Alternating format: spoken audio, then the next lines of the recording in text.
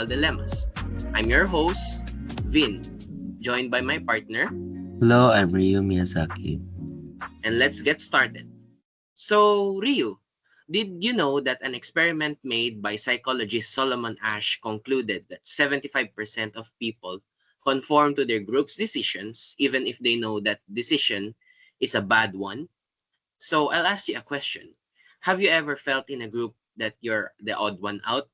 Imagine that all of your friends are cheating in an exam and you're the only one left to uphold academic integrity.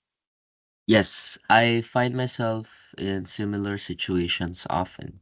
If I were in this situation, I would definitely not risk cheating, as being caught could mean that I failed the exam and the subject automatically. Whereas if I fail the test with integrity, the teacher might give second chances for me to pass. Mm. Wow, that's great. You resisted the desire to cheat since you know that you'll be caught red handed when you cheat. And most of all, you've upheld your academic integrity. Now, let's go through our scenarios for the day and share our thoughts regarding these types of ethical dilemmas. Ryu, can you read our first scenario? Okay, so for our first scenario, we have Emma.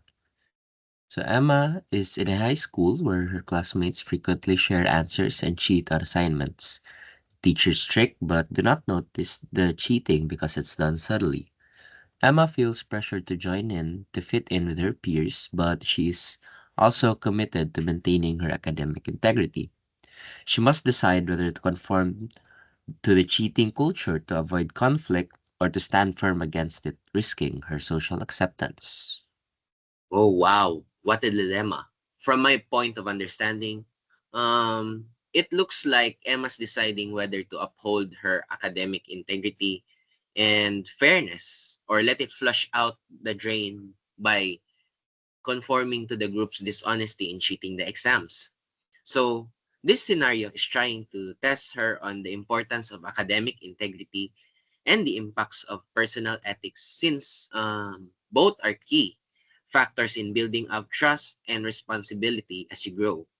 And if Emma decides to conform to their dirty tactics, compliance and identification would be the factors of Emma's decision to join in their cheating. But if I were her, if I would be Emma, I would make the right call not to conform to their dishonesty. I don't care if my social acceptance is at risk since I know that cheating is a grave offense and it could lead me to bad consequences. Avoidance would be the better decision for me to maintain my academic integrity. My classmates would also have to face the bad consequences of cheating since I did not conform, then I would not be punished. It's easy to say, but it would be a problem or quite a problem if you want to apply it in real life. What about you, Ryu? What are your thoughts, or is there anything you want to add? I agree with your thoughts. I think Emma should not choose to conform, as I think the risk does not outweigh the reward in this scenario. I think Emma should not change her personal values and risk her integrity for the sole purpose of belonging in a group. Conformity is okay, it builds relationships and chemistry in a group, but not at the cost of one's morals and integrity. Oh, all right. On to the next scenario. Alex is assigned to a group project where the group members expect him to take on more than his fair share of the work. The group is tight knit and values teamwork, but Alex prefers working independently and feels overwhelmed by the extra responsibilities. He must decide whether to conform to the group's expectations by increasing his contribution to assert his own preferences, which might lead to conflict with his teammates. So, Ryu, what are your thoughts? Could you share your thoughts about this scenario?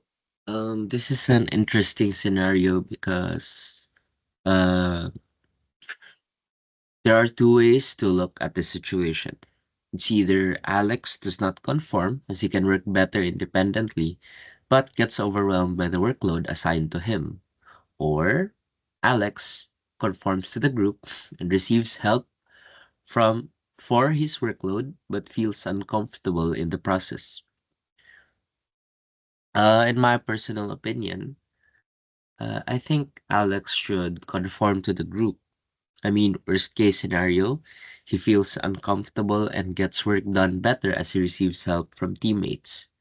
I think it's good to step out of your comfort zone from time to time as it helps us grow as individuals.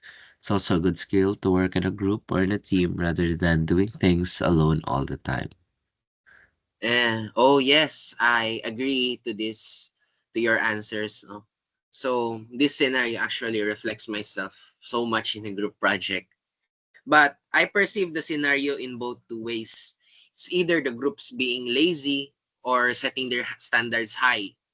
Who knows? All the members of the group take on their extra work or more than their share of work.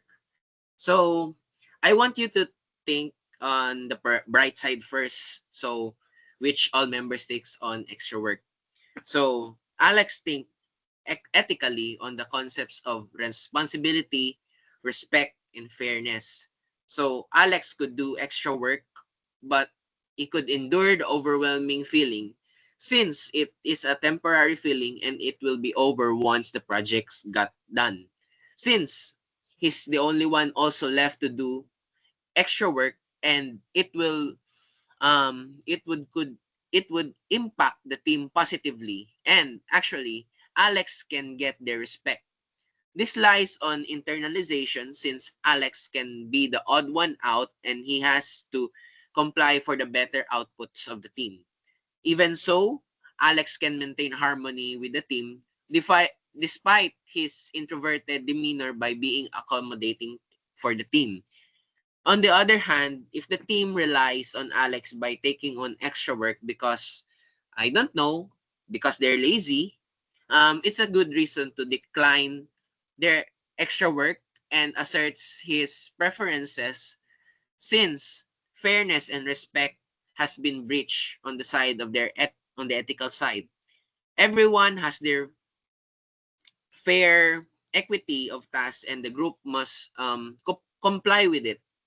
Not everyone is happy about Alex's decision, but it's a lesson for them not to rely on someone just because um he's good at it or he's the odd one out of a team. But if you want to have a better output, respect is the key ethic in this project scenario. I do agree. That's a really good answer and an interesting angle to look at this situation. Yeah, actually. All right. I think that would be all. Thank you so much for listening to this episode, and I hope you learned something regarding on how to handle ethical dilemmas. Just have sound decision skills and think carefully about the consequences of the decisions you make. Yes, I think it's important to handle dilemmas in a critical way, since most of the time, they're dilemmas because there's not one correct answer or the right thing to do is not Yeah. always eminent. You have to Yes. think carefully, you have to outweigh the risks, you have to consider ethical responsibilities and Mm. your moral standards, your personal values, and how it would affect you as a person and the group as a whole. So, before we wrap up, remember this: professionalism isn't just about how you dress or speak, it's about the choices you make when no one's watching. So, be true to your actions. Thank you for tuning to A12 Talks. Have a good day, everyone. Have a good day, everyone.